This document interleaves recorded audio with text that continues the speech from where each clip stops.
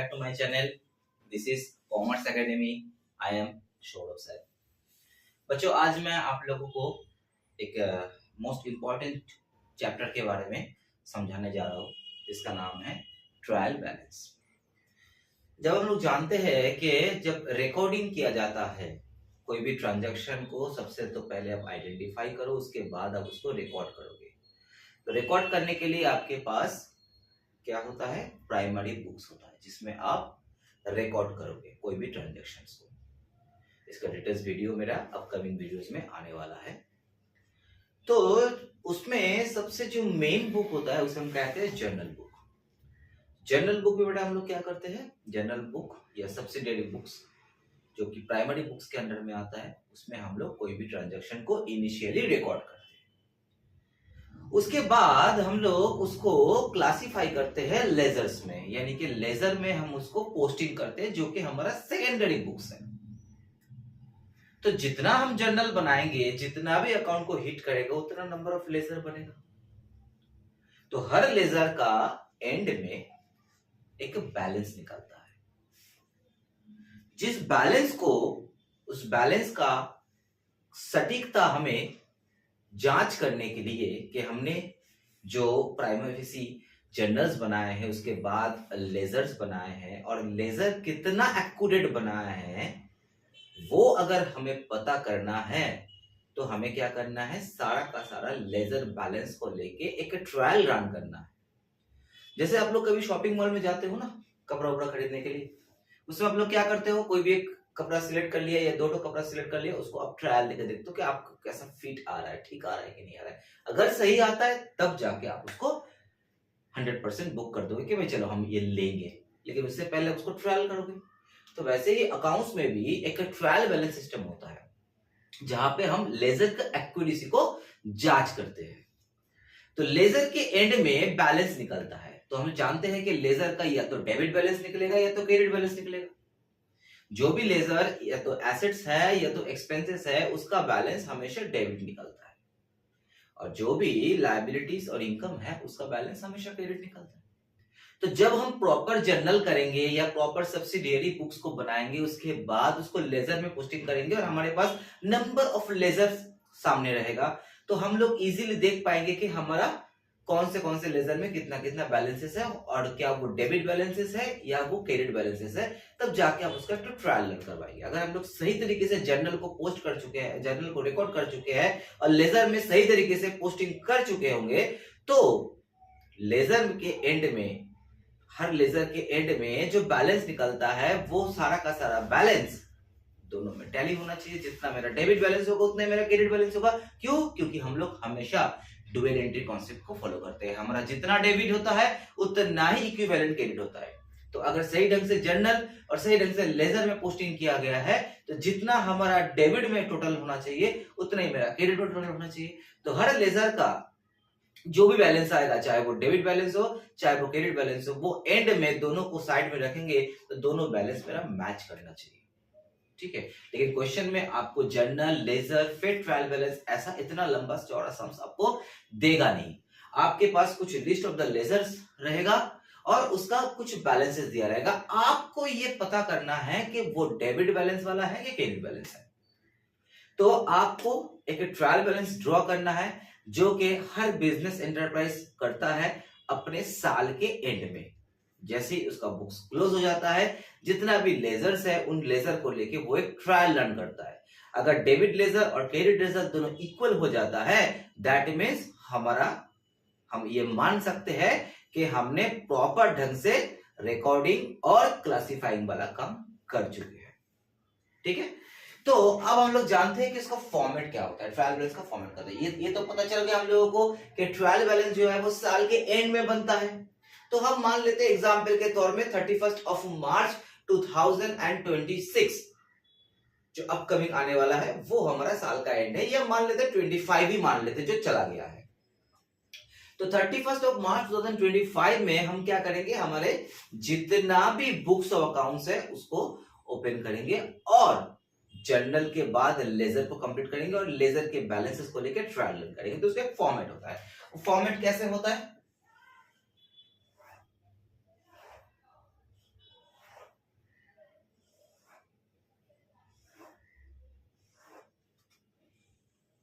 Generally इसका format बनता है ऐसे, जिसमें पहला वाला जो रो है उसका नाम है सीरियल नंबर, क्योंकि यहाँ पे तुम 1 2 3 4 करके एक एक करके सीरियल नंबर लिखोगे। उसके बाद हेड्स ऑफ लेजर्स, देन उसके बाद लेजर फोलियो नंबर, उसके बाद अमाउंट डेबिट वाला और अमाउंट क्रेडिट वाला। ये जो ट्रायल बैलेंस बनेगा ये साल के एंड में एक स्पेसिफिक डेट में बनेगा, ठीक है। तो हम मान लेते हैं कि ये 31 मार्च को बन रहा है, तो हम लोग क्या लिखेंगे, ट्रायल बैलेंस एज ऑन 31 मार्च 2025। उसके बाद हम क्या करेंगे, लेजर्स बुक खोलेंगे और लेजर में से जितना भी लेजर हम बनाए, जैसे मान लो परचेस लेजर बनाए, सेल्स लेजर बनाए, डेटर्स लेजर बनाए, क्रेडिटर्स लेजर बनाए, उसके बाद वेजेस लेजर, एक्सपेंसेस लेजर, जो भी लेजर बनाए उसके बैलेंस सीडी को पिक करेंगे और जिसका डेबिट है उसको डेबिट में लिखेंगे, जिसका बैलेंस क्रेडिट है उसको क्रेडिट में लिखेंगे। लेकिन जब आपको क्वेश्चन दिया जाएगा उसमें आपको कैसे पता चलेगा कि कौन सा बैलेंस डेबिट है और कौन सा बैलेंस क्रेडिट है, क्योंकि आपने तो जर्नल बनाया नहीं है, लेजर में भी पोस्टिंग नहीं किए, तो आपको कैसे पता चलेगा कि कौन सा लेजर डेबिट है और कौन सा लेजर क्रेडिट है। उसके लिए हमें सिंपल एक फॉर्मूला के ऊपर जाना पड़ेगा, एक सिंपल फंडा के ऊपर जाना पड़ेगा। हम लोग जानते हैं इससे पहले जो भी गोल्डन रूल्स वगैरह सीखे होंगे हम लोग, या हम लोग मॉडर्न अप्रोच से गए होंगे, उसमें हम लोगों ने देखे हैं कि कोई भी एसेट्स या कोई भी एक्सपेंसेस या कोई भी लॉसेस वो हमेशा डेबिट ही होता है, और कोई भी लायबिलिटीज या कोई भी इनकम या कोई भी प्रॉफिट वो हमेशा क्रेडिट होता है। तो आपके पास जब लिस्ट ऑफ द लेजर दिया रहेगा, आपको उसमें से बस चूज करना है कि भाई कौन सा मेरे लिए एसेट्स है, कौन सा मेरे लिए लायबिलिटीज है, कौन सा मेरे लिए एक्सपेंसेस है, कौन सा मेरे लिए इनकम है, कौन सा मेरे लिए गेन है, कौन सा मेरे लिए लॉसेस है। तो आपको क्या करना बेटा, आपको जितना भी एसेट्स है या जितना भी एक्सपेंसेस है या जितना भी लॉसेस है वो आपको डेबिट में डालना है, और जो भी आपका लायबिलिटीज है या जो भी आपका इनकम्स है या जो भी आपका प्रॉफिट्स है उसे आपको क्रेडिट में डालना है। तो ऐसे आपके पास जो लिस्ट ऑफ द लेजर दिया रहेगा उसका डेबिट और क्रेडिट आप डालते जाओगे, अंत में आपका जो टोटल होगा वो दोनों साइड इक्वल होगा, क्योंकि अगर आपने प्रॉपर तरीके से जर्नल किए होंगे, डबल एंट्री पास किए होंगे और लेजर में प्रॉपरली आपने पोस्ट किए होंगे, तो आपका डेबिट साइड और क्रेडिट साइड दोनों मैच होना ही चाहिए, ठीक है। अगर नहीं मैच होता है तब क्या करेंगे ये बाद में आते हैं। तो फिलहाल हम लोगों को क्या करना है, हम लोगों को एसेट, एक्सपेंसेस और लॉसेस को फाइंड आउट करना है, उसको डेबिट में लिखना है, लायबिलिटीज, इनकम और प्रॉफिट को फाइंड आउट करना है, उसको क्रेडिट में लिखना है। अब ट्रायल बैलेंस को क्लोज करने से पहले 3 अहम चीज हम तुमको बताने वाले हैं, ठीक है। वो 3 अहम चीज क्या क्या है, इसको आप लोग ध्यान से समझना।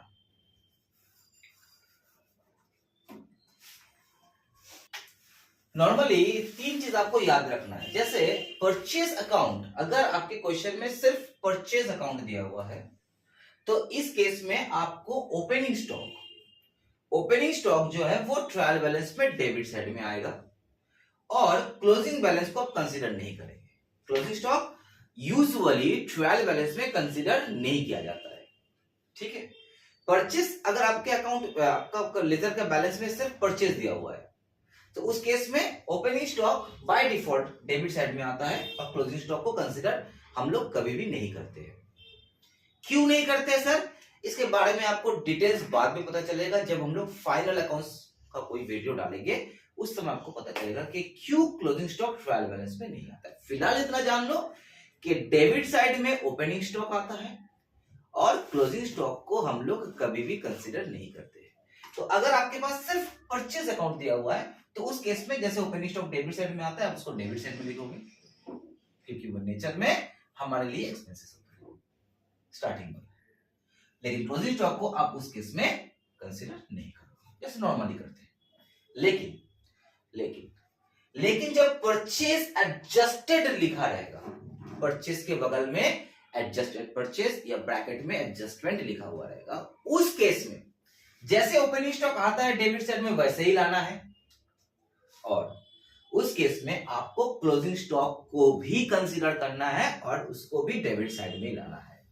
तो मैंने क्या कहा, याद रहेगा, usually opening stock trial balance के डेबिट साइड में आता है और क्लोजिंग स्टॉक को हम कंसीडर करते ही नहीं है।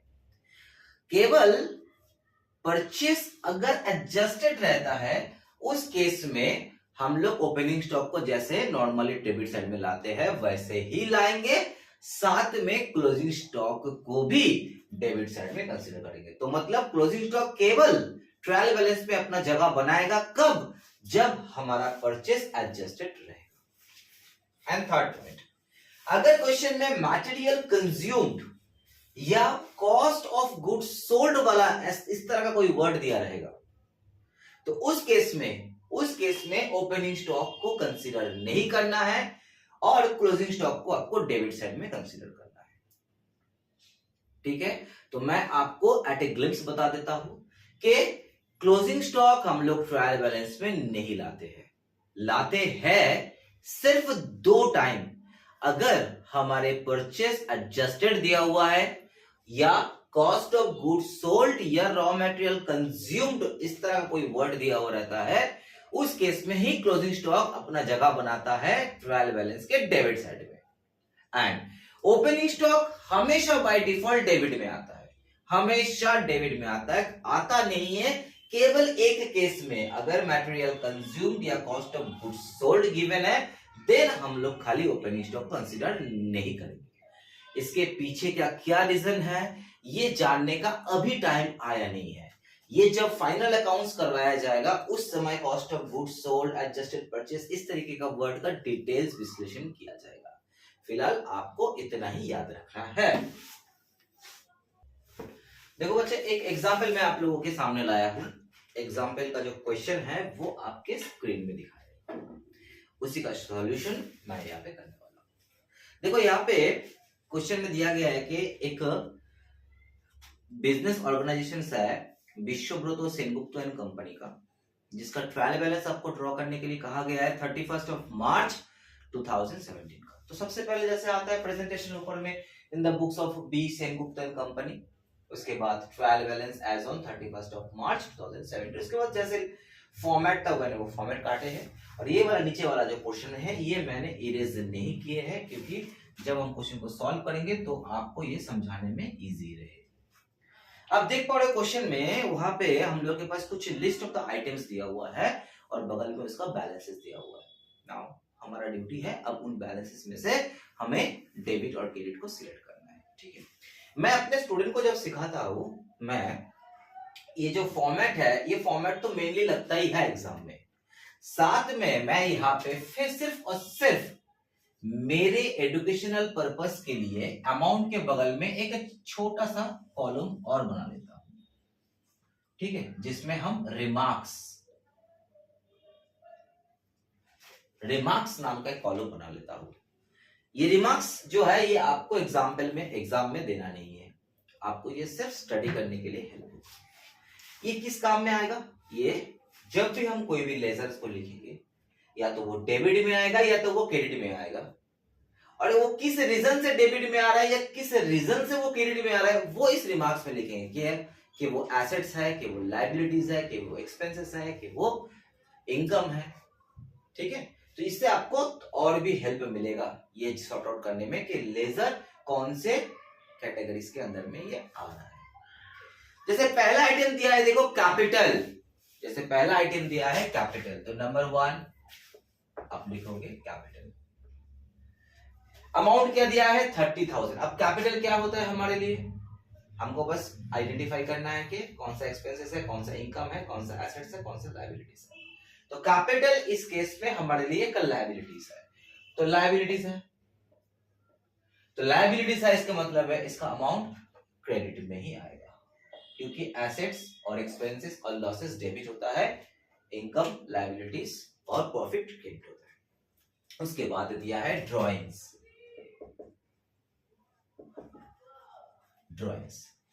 तो कैपिटल अगर हमारे लिए लायबिलिटीज है तो ड्रॉइंग्स उसके ऑपोजिट होना चाहिए जनरली, लेकिन ड्रॉइंग्स को हम लोग नेचर में एक लॉस मानते हैं कि भाई बिजनेस से जो है अपने प्रोप्राइटर जो है कुछ विथड्रॉ करके अपने घर लेके जा रहा है, तो बिजनेस के लिए लॉस है, कैपिटल लॉस है।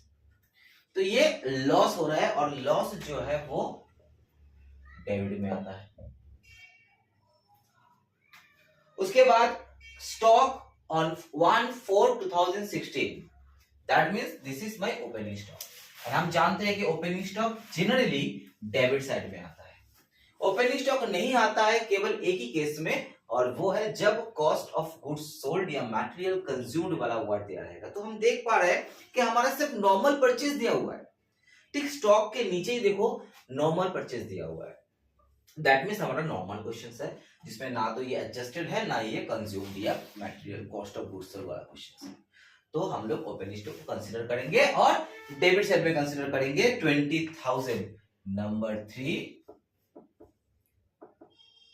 Opening stock 20,000। इसका नेचर क्या हो गया, ये हो गया फिलहाल हम लोग के लिए एक्सपेंसेस, शुरू का एक्सपेंसेस। उसके बाद आता है परचेज 70,000। परचेज हमारे लिए क्या है बेटा, परचेज हमारे लिए एक्सपेंसेस है, तो वो डेबिट में आएगा। नेक्स्ट परचेज रिटर्न है। अगर परचेज हमारे लिए एक्सपेंसेस है तो परचेज रिटर्न हमारे लिए क्या हो जाएगा, गेन हो जाएगा। तो परचेज रिटर्न या जिसे हम लोग कहते हैं रिटर्न आउटवर्ड, वो हमारे लिए इनकम है 3300, तो वो इनकम क्रेडिट साइड में आएगा। उसके बाद है सेल्स 1,45,000 का, सेल्स भी हमारे लिए इनकम होता है। हमारा मेन सोर्स ऑफ इनकम तो सेल ही हुआ, तो ये क्रेडिट में चला गया। उसके बाद सेल्स रिटर्न दिया हुआ है। अगर सेल हमारे लिए इनकम है तो सेल्स रिटर्न क्या है, डेफिनेटली सेल्स रिटर्न हमारे लिए लॉस है, क्योंकि हम इनकम कमाए थे, इनकम अर्न किए थे, और वो मेरे पास रिटर्न आ जा रहा है। तो सेल्स रिटर्न हमारे लिए एक लॉस है 5,500 का, नेचर में वो लॉस है। उसके बाद वेजेस एंड सैलरीज दिया हुआ है, wages and salaries. Wages and salaries क्या होता है, डेफिनेटली एक्सपेंसेस होता है, खर्चा होता है 8,500 का, तो हमारे लिए वो नेचर में एक्सपेंसेस होती है। उसके बाद ट्रेड एक्सपेंसेस, देखो एक्सपेंसेस बोल ही दे रहा है, ट्रेड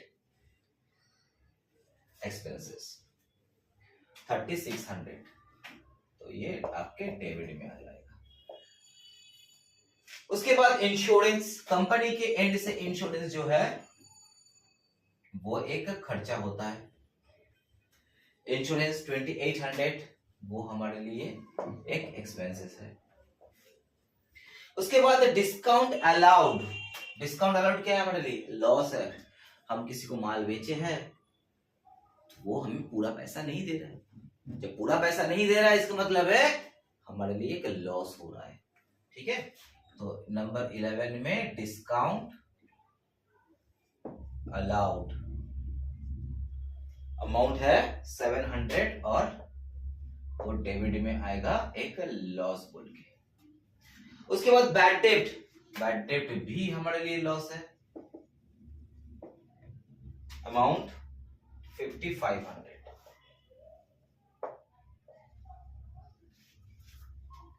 उसके बाद प्रीमाइसेस, प्रीमाइसेस क्या होता है, बिल्डिंग, यानी कि हमारे लिए एसेट्स है।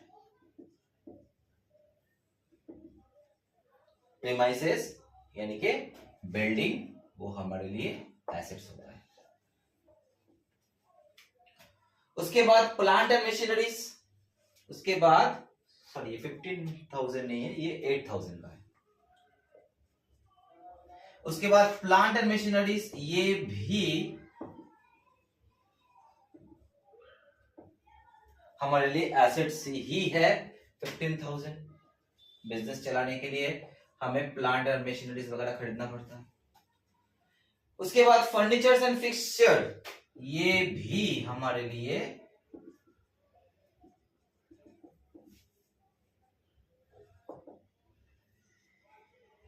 एसेट्स ही है 2,500 का।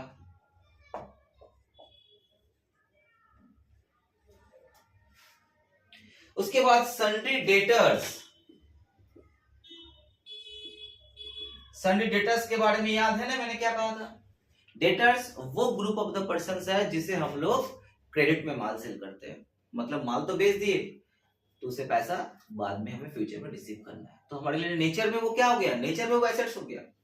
आपको यहाँ पे पर्सनल अकाउंट, रियल अकाउंट और नॉमिनल अकाउंट के थ्रू जाना नहीं है, बस आपको देखना इसका नेचर क्या है। क्या वो एसेट्स में बिलोंग करता है? क्या वो लायबिलिटी कैटेगरीज का है? क्या वो एक्सपेंसेस कैटेगरी का है? क्या वो इनकम कैटेगरी का है? आपको बस यही देखना है, क्योंकि ट्रायल बैलेंस करने के लिए हमारे पास बस यही चीज चाहिए कि assets, liabilities, expenses, income, profit और लॉस, ऐसे ही चाहिए।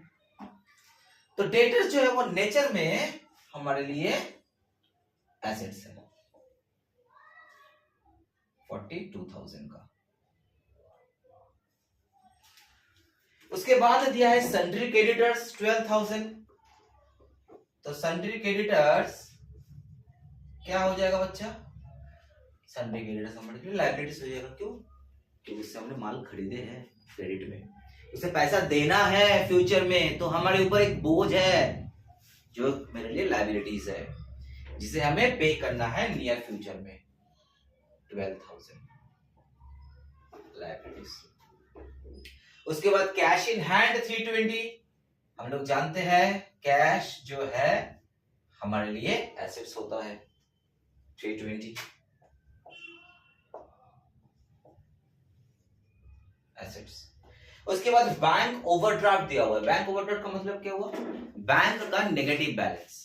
बैंक ओवरड्राफ्ट का मतलब हमारा जितना बैंक में पैसा डिपॉजिट है हम उससे ज्यादा विड्रॉ कर लिए हैं, हम उससे ज्यादा विड्रॉ कर लिए, तो बैंक का बैलेंस जो है वो नेगेटिव हो जा रहा है। तो बैंक यूजुअली क्या है हमारे लिए? बैंक हमारे लिए एसेट्स है। बैंक में जब तक पैसा है तब तक वो एसेट्स है, और बैंक का बैलेंस अगर नेगेटिव हो जाता है इसका मतलब है बैंक हमें लोन दे रहा है कि आपका 5,000 रुपया जमा है, आप मैक्सिमम 12,000 रुपया विड्रॉ कर सकते हो, यानी कि 7,000 रुपया बैंक अपने तरफ से आपको ऑफर दे रहा है, आप क्रेडिट फैसिलिटी ले सकते हो बैंक से। दैट मींस ये हमारे लिए क्या हो जा रहा है? एक लायबिलिटीज। तो 19 नंबर बैंक ओडी जो कि हमारे लिए लायबिलिटीज है।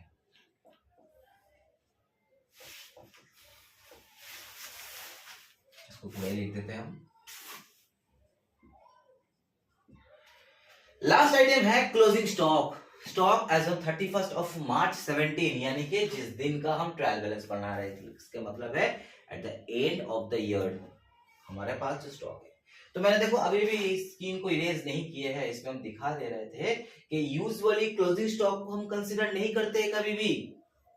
क्लोजिंग स्टॉक को कंसीडर करते हैं सिर्फ और सिर्फ दो ही सिचुएशन में, या तो परचेस एडजस्टेड होगा तो डेबिट साइड में इसको लाएंगे, या तो कॉस्ट ऑफ गुड्स सोल्ड या मटेरियल कंज्यूम दिया रहेगा तो ही डेबिट साइड में लाएंगे, अदरवाइज स्टॉक को हम कंसीडर नहीं करेंगे। तो क्लोजिंग स्टॉक को हम कंसीडर नहीं कर रहे। तो जितना भी लेजर था उसको हम लोग assets, liability, expenses, income, profit और लॉस के अकॉर्डिंगली डेबिट और क्रेडिट में डिवाइड कर दिए। अब हम क्या करेंगे? इन दोनों साइड का टोटल करेंगे, इन दोनों साइड का टोटल करेंगे, और हमारा दोनों साइड का टोटल मैच होना चाहिए। अगर नहीं मैच होता है तो क्या करना है? अगर मान लो कि आपका डेबिट साइड और क्रेडिट साइड दोनों इक्वल नहीं हो रहा है, कुछ फर्क आ जा रहा है, तो मेरा सजेशन ये है कि अगर आपको फर्क दिख रहा है तो आप सबसे पहले एक बार रीचेक कीजिए, क्योंकि हो सकता है ऐसा कोई आइटम है, ऐसा कोई आइटम है जिसे आप करने से मिस कर गए, या ऐसा कोई आइटम है जिसका डेबिट में होना चाहिए था, आपने गलती से उसको क्रेडिट में डाल दिए। तो पहले आप रीचेक कीजिए। अगर आपको दिखाई देता है कि सेम टाइप ऑफ मिस्टेक ही है, सेम टाइप ऑफ डिफरेंसेस ही है, तो इसके मतलब है कि आपको क्वेश्चन जानबूझ के दिया गया है। तो अगर आपका दोनों साइड मैच नहीं करता है, उस केस में हम क्या करते हैं? सस्पेंस अकाउंट का सहारा लेते हैं। मान लो कि आपका डेबिट साइड में आ रहा है फॉर एग्जांपल 10,000 और आपका क्रेडिट साइड में आ रहा है फॉर एग्जांपल 8,000, यानी कि आपका दोनों साइड में 2,000 का फर्क है। तो जो अमाउंट ग्रेटर रहता है हम क्या करते हैं? उसी से दोनों का साइड टोटल करते हैं। ये लेजर जो हम लोग करवाए हैं उसमें आप लोग अच्छे से सीख चुके होंगे कि दोनों साइड का जो टोटल अमाउंट है वो सेम होना चाहिए, और जो अमाउंट ग्रेटर होता है उसी से दोनों साइड का टोटल किया जाता है। तो अगर डेबिट साइड का टोटल है 10,000 और क्रेडिट साइड का टोटल है 8,000, तो आपको टोटल में 10,000 लिखना है, और जो क्रेडिट साइड में 2,000 का डिफरेंस है उसे आपको 20 नंबर पॉइंट से सस्पेंस अकाउंट बोल के लिखना है कि भाई ये सस्पेंस अकाउंट अगर हम लोग इस कॉलम में डालते हैं तो टोटल जो है 10,000 होता है। लेकिन सस्पेंस अकाउंट से मैच करवाना कोई बहादुरी का काम नहीं है, वो गलत है एक्चुअली, क्योंकि आपने अगर प्रॉपर जर्नल प्रॉपर लेजर किए होंगे तो आपका ट्रायल बैलेंस भी मैच होना चाहिए, लेकिन मैच नहीं कर रहे इसका मतलब है कहीं ना कहीं प्रॉपर आपने किए नहीं होंगे। तो इसके बाद क्या करना है वो एक अलग चैप्टर आता है, रेक्टिफिकेशंस ऑफ एरर्स, वो जब उसका वीडियो डालेंगे उसमें आपको दिखाई देगा। तो फिलहाल हम क्या करते हैं, ट्रायल बैलेंस को दोनों साइड को टोटलिंग करते हैं, अगर मैच कर गया दैट मींस यार ओके, हमारा पोस्टिंग सही है, हमारा रिकॉर्डिंग सही है, मैच कर रहा है हमारा बैलेंस। मैच नहीं करेगा तब जाके सस्पेंस अकाउंट का सहारा लेना पड़ेगा। तो देखो मैंने टोटल कर दिया है, टोटल में देखो डेबिट साइड का टोटल आ रहा था 1,92,420, क्रेडिट साइड का भी टोटल 1,92,420 ही आया है। दैट मींस हम लोगों का जो टोटल है वो दोनों साइड में इक्वल है, यानी कि हमारा ट्रायल बैलेंस जो है वो मैच कर गया है। अगर ये नहीं मैच करता तब जाके हम लोगों को सस्पेंस अकाउंट का सहारा लेना पड़ता। तो मैंने एक एग्जाम्पल करवाया, आगे के आपको और भी अगर एग्जाम्पल्स चाहिए, आगे आपको और भी क्लासेस के बारे में जानना है तो हमारे डिस्क्रिप्शन बॉक्स में दिए हुए नंबर या हमारे स्क्रीन में दिए हुए नंबर में हम लोगों से कांटेक्ट कीजिए। और मैं हर बार की तरह इस बार भी बोलूंगा, हमारे चैनल को सब्सक्राइब और लाइक जरूर कीजिएगा, कमेंट जरूर कीजिएगा, ताकि हम लोगों को भी इंस्पिरेशन मिलता रहे कि आप लोगों के लिए नया नया वीडियोस लाते रहे, आप लोगों को कुछ नया नया तरीके से अकाउंटेंसी को इजी एग्जाम्पल के साथ आपको सिखाया जाएगा। ठीक है, आज के लिए नमस्कार।